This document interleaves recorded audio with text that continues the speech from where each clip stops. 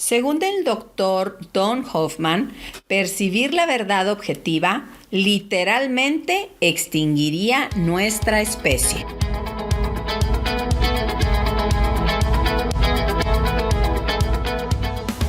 Hola, soy la doctora Sachi. Levito de contento porque me acompañan en esta recopilación de información y experiencias acerca del despertar de la conciencia y de cómo lograr su objetivo existencial. Gracias, equipo, por seguir siendo fieles a la causa. Espero hayan disfrutado los ejercicios del descanso y el de respiración 2. Ambos son excelentes meditaciones y los pueden practicar las veces que deseen. El punto de vista científico acerca del despertar de la conciencia lo hemos explorado en este podcast con diferentes científicos. Hoy sumaremos a nuestra revisión a otro autor. El doctor Donald Hoffman, psicólogo cognitivo, obtuvo su doctorado en filosofía y psicología computacional en MIT o Instituto de Tecnología de Massachusetts, en Estados Unidos. Actualmente es profesor en el Departamento de Ciencias Cognitivas en la Universidad de California, Irvine, y en algunos otros departamentos relacionados con sus estudios en la conciencia y la psicología evolutiva, utilizando, fíjense bien, modelos matemáticos y experimentos psicofísicos. Entre sus múltiples publicaciones podemos encontrar muchos artículos científicos y varios libros. Y el libro El caso en contra de la realidad es el que usaremos como base de información para este episodio. Vaya que en este podcast hemos sido muy tercos cuestionando la realidad de la realidad.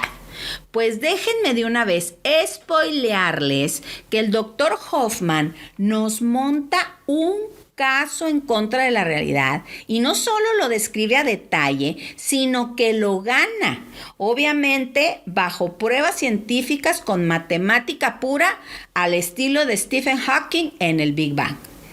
Para entrar en el tema, definiremos un poco de qué se trata la evolución o la teoría de la evolución. En 1809, Jean-Baptiste Lamarck formuló la primera teoría de la evolución llamada de uso y desuso. Después de varias propuestas por diferentes hombres de ciencia, los aportes más importantes acerca de la evolución fueron dados por el naturalista británico Charles Darwin, quien vivió entre 1809 y 1882.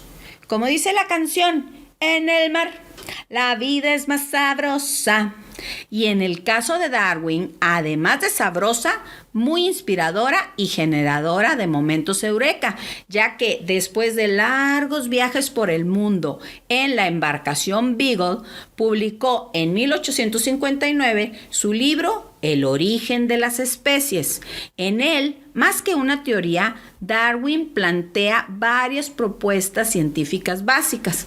Nos dice que existió un ancestro común a partir del cual se derivaron todas las especies, que las especies van cambiando gradualmente a lo largo del tiempo, que las especies que existieron y que existen son resultado de su adaptación a los cambios ambientales para sobrevivir y multiplicarse, y que esas características de adaptación se heredan a los descendientes, lo cual determina quién sobrevive y quién se extingue. Basado en lo anterior, Darwin propuso el término de selección natural. Ahora, el doctor Hoffman nos explica que si nos basamos en lo que acabamos de escuchar del proceso evolutivo, se supone que somos descendientes de los ancestros primitivos que tuvieron una percepción más exacta de la realidad, sobre todo cuando se enfrentaban a comer, defenderse o reproducirse, ya que esos avatares alfa fueron los más capaces de pasar los genes que se cree permitían una percepción más precisa para la supervivencia. Pero el doctor Hoffman, en su libro un caso en contra de la realidad, le da una cachetada guajolotera a esa teoría evolutiva lineal y nos presenta argumentos acerca de que hemos heredado una falsa percepción de la realidad real o realidad objetiva. Tal vez algunos de ustedes se han enterado por este podcast de la errónea percepción que tenemos de la realidad. Pero esta idea no es ninguna novedad. De hecho, tiene ya una larga historia y cola que le pisen. Unos 400 años antes de Cristo, Demócrito ya se refería a las percepciones de dulce, amargo, caliente y frío como conveniencias. Algunas décadas después, Platón comparaba nuestras percepciones con sombras proyectadas en la pared de una caverna por una realidad que no se veía directamente. Desde entonces, los filósofos y ahora los científicos han tenido debates de máscara contra cabellera acerca de la relación entre la percepción y la realidad. Don Hoffman, o Doc Don, como yo cariñosamente le llamo, toma la teoría evolutiva para inyectarle fuerza a ese debate, o sea, que le gusta el mitote. ¿Cómo es posible que nuestros sentidos nos mantengan vivos si nos están mintiendo acerca de la realidad? Para contestar esto, da una analogía como ejemplo. Supongamos que estás en tu computadora escribiendo un email y el símbolo o el icono de tu archivo es un cuadrito azul en medio de la pantalla. ¿Significa esto que tu archivo es cuadrado, azul y está en medio de la pantalla? Obvio que no. El color del icono no es el color de tu archivo. De hecho, los archivos ni tienen color, ni son cuadrados, ni están en medio de la pantalla. El propósito de la computadora no es mostrarte la verdad de la computadora, que en este caso serían circuitos, voltajes y capas de software. El propósito de la computadora es ocultarte toda esa verdad que se supone que no necesitas ni te interesa y solo mostrarte un dibujo o símbolo simple que te indica dónde puedes iniciar para escribir un email. Hoffman nos asegura que si para escribir un email tuviéramos que enfrentarnos con todos los circuitos, voltajes, chirriones y palitos de la computadora, jamás escribiríamos un correo electrónico. El doctor nos propone que lo que la evolución ha hecho con nosotros es equiparnos con sentidos como la vista, el oído, etcétera, que ocultan la realidad y nos muestran solamente íconos o símbolos simples que nos ayudan a sobrevivir y a criar a nuestros descendientes. Híjole, comadre, ahora en vez de decirte que me cuides al niño, te voy a decir, comadre, cuídame al descendiente. Según Hoffman, el espacio, tal y como lo percibimos cuando observamos alrededor, a ver, observen a su alrededor, mis achis, por favor. Pues es como una pantalla de computadora. Toronjas, víboras, lunas y los demás objetos físicos que percibimos son solamente íconos o símbolos en nuestra pantalla de tercera dimensión. ¡Órale! Observando patrones desde mi punto de vista, el doctor Don nos está dando bases científicas de lo que vimos en el episodio 3, en donde Buda habla a través del principio 1 de su camino óctuple de la percepción correcta. Pues al iluminarse como anuncio de teatro, el Buda sintió que esta realidad es solo una percepción ilusoria. Esta podría ser la pantalla 3D y los símbolos a los que se refiere Hoffman. Explica. Los íconos o símbolos son útiles en parte porque ocultan la complicada verdad de la realidad objetiva. O sea que, si pensamos que la realidad es complicada, déjenme informarles que estamos percibiendo solo lo fácil. Nuestros sentidos han evolucionado para darnos lo que necesitamos. Tal vez nosotros queremos la verdad, pero según Hoffman, no la necesitamos. Como dijo Jack Nicholson en la película de A Few Good Men, Pocos Hombres Buenos, ¿Do you want the truth? ¿Quieres la verdad? You can handle the truth. No puedes con la verdad. Según el Doc Don, percibir la verdad tal cual literalmente extinguiría nuestra especie. Solo necesitamos íconos simples que nos indiquen cómo actuar para permanecer vivos. La percepción es una fase intermedia que esconde la realidad objetiva detrás de un velo de símbolos útiles. Un velo que el doctor menciona como metáfora, pero que nos sirve como descripción científica del velo que los místicos antiguos mencionan, diciendo que es el obstáculo que nos impide reconocer nuestra verdadera identidad. Aquí el doctor Hoffman, como buen científico e inocente de los patrones que su servidora, la doctora Sacchi, encuentra entre su material y la mística oriental, nos dice: no necesitas la verdad, es muy complicada.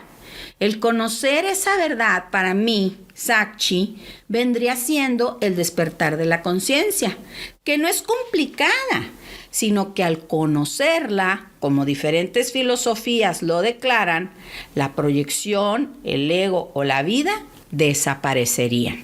Y el mismo doctor lo confirma cuando dice: si conoces esa verdad objetiva, podría extinguirse nuestra especie. Otra opción, como dice el curso de milagros, teóricamente dictado por Jesús, es vivir o fluir en el ego o proyección, conscientes de que todo es una ilusión y que nuestra verdadera identidad es infinita y eterna, fluyendo libre de problemas, alegrías y juicios. Les quiero recordar también algo que en su correspondiente episodio el doctor del Rosario contestó cuando le preguntaron: bueno, doctor, ¿y qué tanto de la realidad que percibimos es inventada por el cerebro? Del Rosario contestó: la respuesta a esa pregunta es un punto de encuentro entre algunas tradiciones orientales y la neurociencia.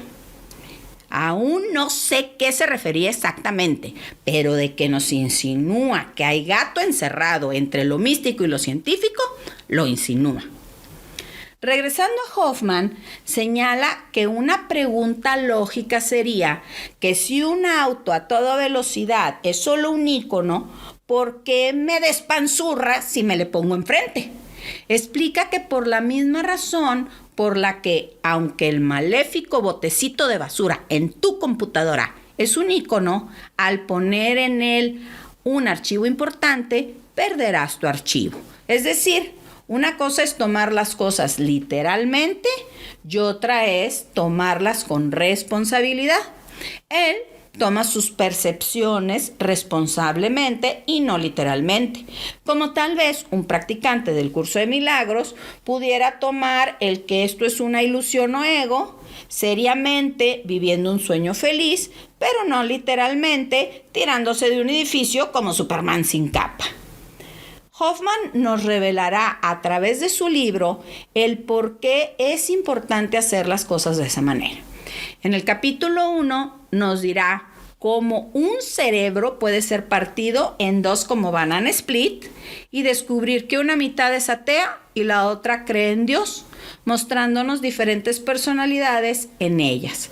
Y menciona cómo la ciencia aún no ha podido dar una descripción aceptable de cómo la actividad cerebral genera una experiencia consciente. En el capítulo 2 veremos cómo con una simple mirada y en microsegundos usamos un super algoritmo para saber si otro avatar es atractivo, identificándolo inconscientemente en su potencial de reproducción y crianza de descendientes. Imagínate los de mi edad, que algoritmo ni que algoritmo, pura regla de 3 simple. En el capítulo 3 veremos más a detalle la lucha de máscara contra cabellera, pues nos hablará de filósofos y científicos que apoyan o reprueban el que nuestros sentidos nos revelan la verdad tal como es. En el capítulo 4 nos empapará con su teorema la habilidad vence a la verdad. Cómo la evolución por selección natural disminuye la percepción de la realidad. También ahí hablará de un concepto que ya se ha visto en otras investigaciones, pero no en este podcast. La explicación sin pelos en la lengua de ese concepto es que las cosas dejan de existir cuando las dejamos de ver, oler, saborear, sentir o escuchar. Como dijo el tipo aquel, échense de trompo a luña. De hecho, en el capítulo 5, hablándolos más a fondo de que el tiempo, el espacio y todo lo demás son solo símbolos en un mundo virtual en el que por medio de los sentidos podemos participar en el juego de la vida. Tal vez podamos relacionarlo con el comentario de Elon Musk acerca de la posibilidad de que vivamos en una simulación tipo Xbox. En el capítulo 6 enumera científicos y teorías en física que declaran, y esperemos nos den bases, de que la relación espacio-tiempo está condenada a ser descartada y que la historia de la humanidad no es fija. Chequen qué loco está este concepto. Que la historia, no es fija y depende de lo que observamos en el presente. Entonces, si la evolución y la física, dice el doc, definitivamente apuntan a que el espacio y el tiempo no son tan importantes, eso quiere decir que debe haber algo más profundo y trascendental. Y yo, Sakshi, estoy segura que eso más profundo es la conciencia. Ay, pero bueno, dejemos a los científicos que se den su divertida para que concluyan en lo que los iluminados de la antigüedad ya dijeron. Como decía mi abuela, nadie aprende en cabeza ajena. En el capítulo 7 explica cómo el espacio y el tiempo son solo un formato de datos muy parecido al que tienen nuestras computadoras y celulares y que nuestros sentidos lo usan para reportar errores de adaptación y corregirlos para mantenernos vivos. Ay, madre mía, ya me está volviendo el síndrome de Buzz Lightyear. En el capítulo 8 nos da una pincelada de cómo los colores son códigos de mensajes que comprimen los datos de la misma forma que nosotros comprimimos una foto antes de mandarla a nuestros amigos. Fíjense, yo ni sabía que comprimía fotos. Ha de ser una venganza inconsciente de cuando me hacen la mamografía. En el capítulo 9 nos hablará, parecido al Doctor del Rosario, cómo nuestra visión nos engaña y desde otro punto de vista nos explica cómo creamos un objeto para que sea adecuado y elegible para nosotros. Y miren, tan lindo el Dr. Hoffman. No ha escuchado nuestro podcast, mis Sakchis. Y les digo tan lindo porque si nuestros sentidos ocultan la realidad en una interfase, entonces él se pregunta, ¿qué es la realidad? Y él solito se contesta, yo no sé. Como niño chiquito, yo no sé. Pero en el capítulo 10 exploraremos con él la idea de que las experiencias conscientes sí son fundamentales e importantes. No como el espacio y el tiempo que, como diría mi abuela, ya los mandó a ver si puso la marrana. Y propone Tal vez el universo es una red social de agentes conscientes. Ese es el nombre que Hoffman le da a lo que vendría estando en un metanivel, agentes conscientes. Si lo anterior es cierto, entonces la conciencia no sale o emana de la materia, como mucha gente cree que del cerebro sale la conciencia y cosas así, sino a la inversa, que la materia, el tiempo y el espacio salen o emanan de la conciencia. Fuertes declaraciones las que dará el Dr. Hoffman en ese capítulo. Y para finalizar esta síntesis de la introducción de su libro, El caso en contra de la realidad, el Doc Don, evocando la película Matrix, nos plantea, fíjense bien, mis achis, este libro te ofrece la píldora roja, la opción de ayudarte a quitarte el equipo de simulación que nunca te has dado cuenta que traes puesto. ¿Qué tal? ¿No es emocionante? En episodios intermitentes, o sea, no continuos, iremos revisando poco a poco y más a detalle la info de este libro. Como sugerencia, les recomiendo seguir meditando todos los días. Pueden escuchar cualquiera de los ejercicios de este podcast o buscar en línea los de su preferencia. También, si pueden, vean la película Free Guy, o en español, Tomando el Control, con el güerito Ryan Reynolds, que me encanta. El personaje principal de esta película sí que sabe cómo aprovechar la proyección y contactar al origen. Mis achis, gracias por escucharme. Les mando N,000 íconos de paz y dicha. Y recuerden, soy la doctora Sakshi y sé que volveremos a encontrarnos.